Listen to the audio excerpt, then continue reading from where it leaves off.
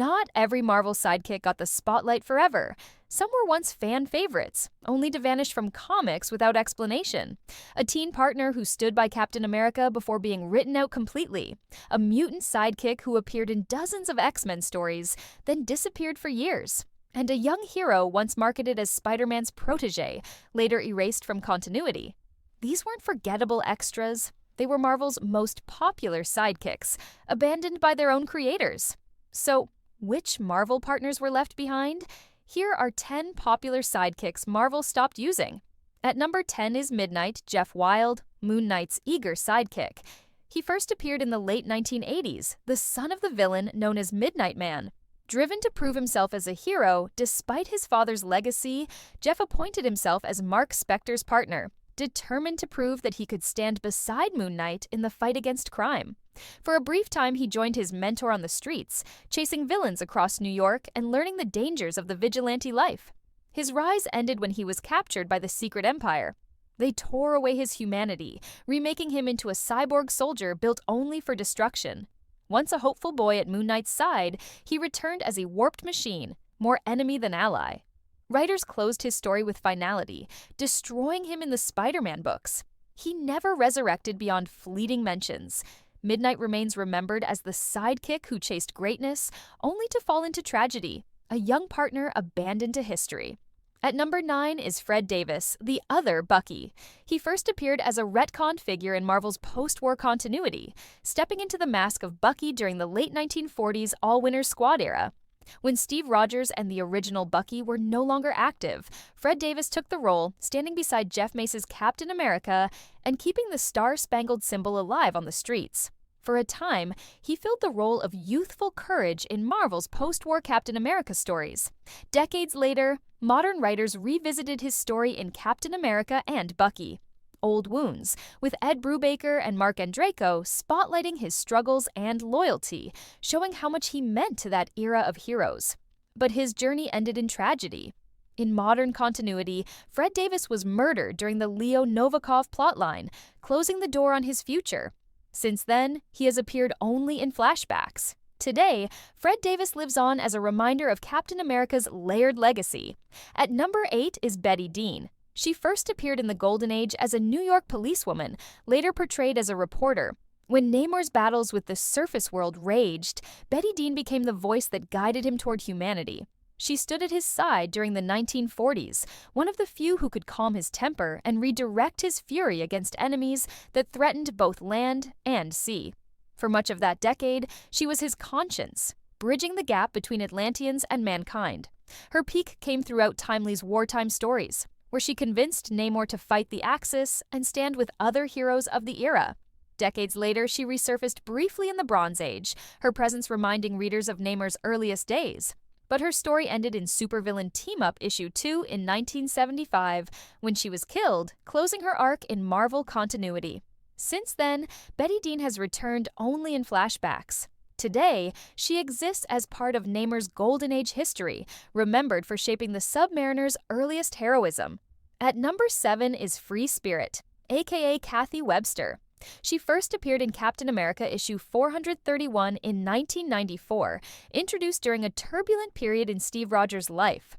Kathy Webster was a college student experimented on by a manipulative professor, but instead of breaking her, the process granted her enhanced strength and agility.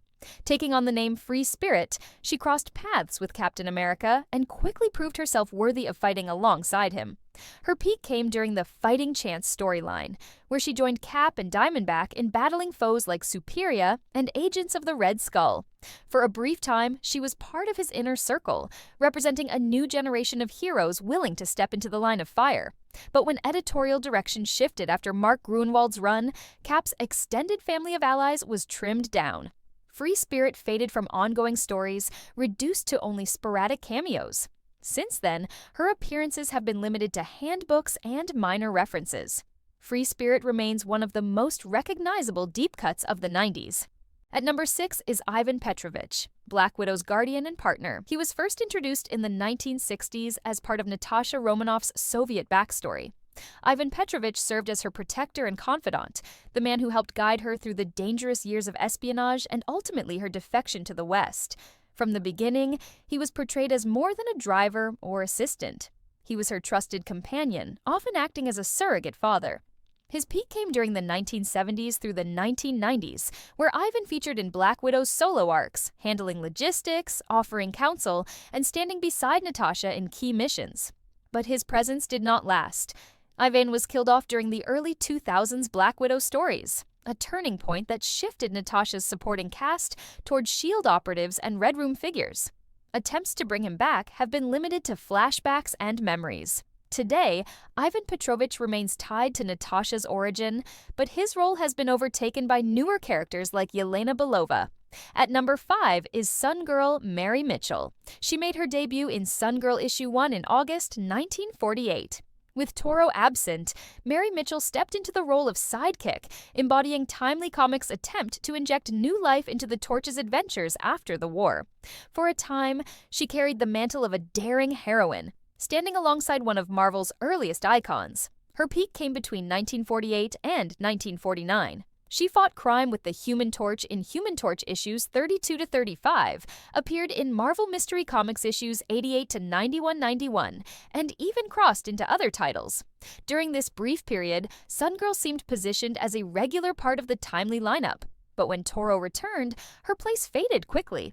The shrinking superhero market of the late 1940s ended her solo title after only 3 issues, and Mary Mitchell slipped back into the background as a secretary and researcher before vanishing altogether.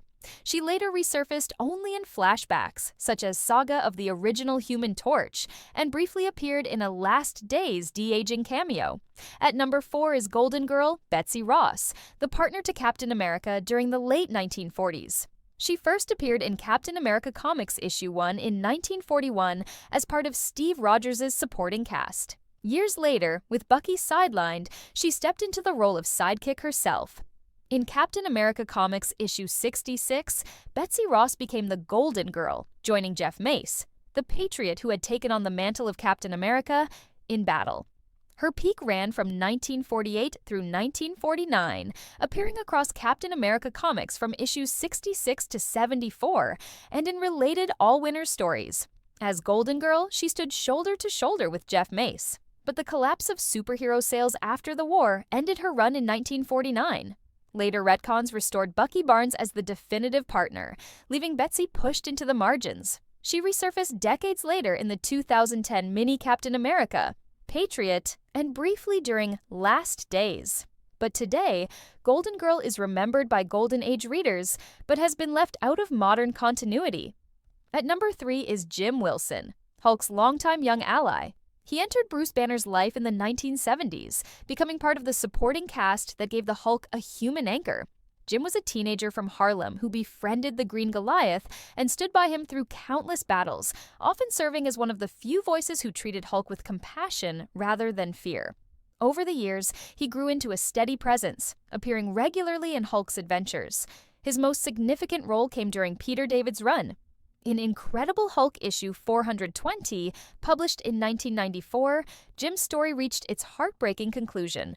Diagnosed with AIDS, his struggle was depicted with raw honesty at a time when the subject was rarely addressed in mainstream comics. The issue closed with his death, marking one of the most emotional moments in Hulk's long history. Jim Wilson's arc ended with that story. He has not been revived in the main universe, appearing only in memory. Today, his legacy endures as part of Hulk's most human chapter.